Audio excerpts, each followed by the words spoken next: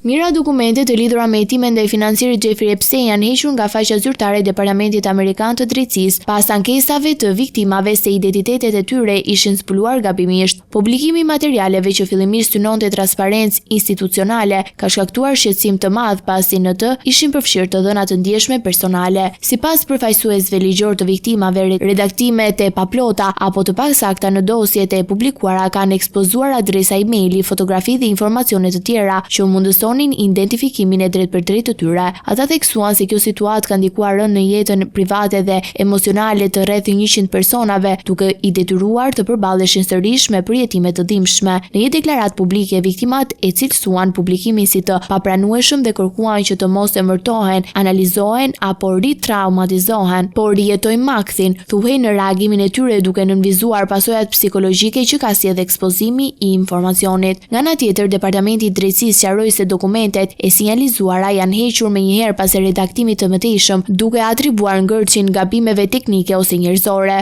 Zyrtarët thonë se po shqyrtojnë edhe kërkesa të reja për përfaqësuesit ligjor të viktimave dhe po verifikojnë nëse ka materiale të tjera që kërkojnë korrigjime shtesë. Publikimi i këtyre dokumentave ishte bërë i detyrueshëm pasi miratimit të një mase në të dyja dhomat e Kongresit që kërkonte transparencë të plotë mbi dosjet e çështjes. Megjithatë, ligji parashikon qartë që çdo informacion që mund të identifikojë viktimat duhet të redaktohet, një detyrim që në këtë rast duket se nuk është zbatuar plotësisht. Ngjarja ka hapur debat të ri mbi balancën mes transparencës publike dhe mbrojtjes së privatësisë së viktimave në proces të ndjeshme ligjore.